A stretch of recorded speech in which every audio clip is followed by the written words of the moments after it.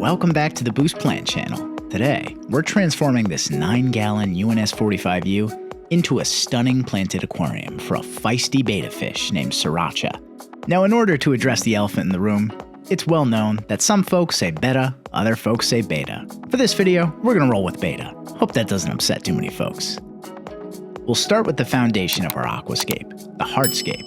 For this project, we'll be working with some beautiful Spiderwood, Marsh Stone, UNS Controsoil, and UNS Controsoil. First, we add a generous layer of UNS Controsoil. This nutrient-rich substrate will provide an excellent base for our plant's roots to thrive. With the substrate in place, it's time to begin adding our wood and stone. First up, we position our Spiderwood. We place it at strategic angles against the glass to create height and add a sense of depth. To support the wood, we use Marsh Stones.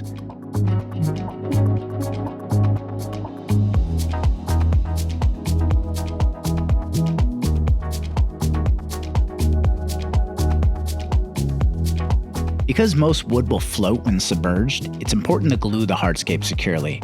We're using tissue paper and a liquid cyanoacrylate-based superglue to fuse the stones and wood together. Here's a quick tip. Sprinkle crushed UNS Controsoil on the glue before it's dry to conceal any unsightly white residue. Before we begin planting, we mist down the soil thoroughly. This makes planting easier and prevents the plants from drying out during the process. Now let's begin the planting process. We start by planting Eriocaulon Vietnam. This heavy root-feeding midground plant thrives in nutrient-rich soil like UNS Controsoil.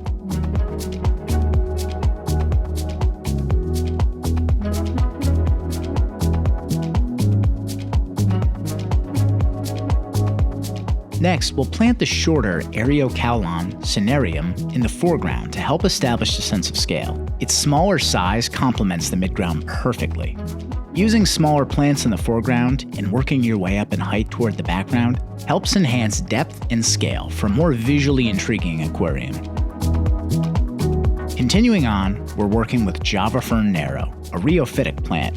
While you may commonly hear these plants referred to as epiphytes, technically the correct term is rheophyte, as a rheophyte is any plant that lives in a fast-flowing water current attached to rock or wood. This would include Java Fern, Bucephalandra, and Anubias.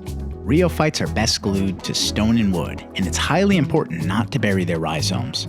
We're wedging it into the Spiderwood with a pair of UNS stainless steel pincettes, making the task a breeze. All of the aquascaping tools we use are available on the Boost Plant website.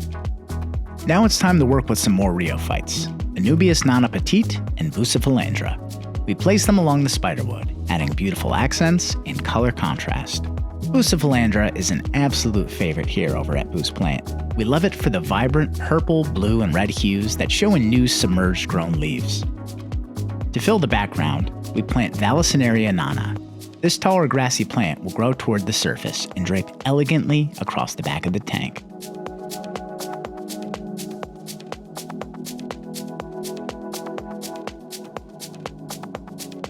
To both lighten and add texture to the foreground, we use UNS Controsoil Mojave.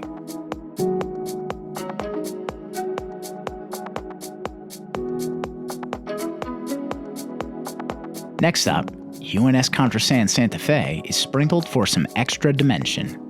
The UNS Sand Flattener helps us make fine adjustments to substrates.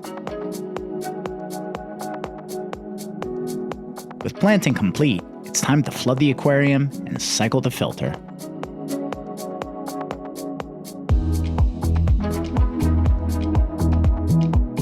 After cycling the tank for about a month, we introduce Sriracha, our feisty showroom betta. He loves exploring the Spiderwood and foraging in the plants. Bettas have a ton of personality and will proudly showcase vibrant coloration in a spacious, densely planted aquarium like this one. Thanks for joining us for another step-by-step aquascaping tutorial. We'd love to hear from you. Tell us, have you ever kept a betta, or would you like to one day? If you have one currently, tell us your betta's name in the comments. Don't forget to like, subscribe, and hit the bell icon for lots more aquascaping content just like this. We'll see you in the next video. Now get out there and create something beautiful.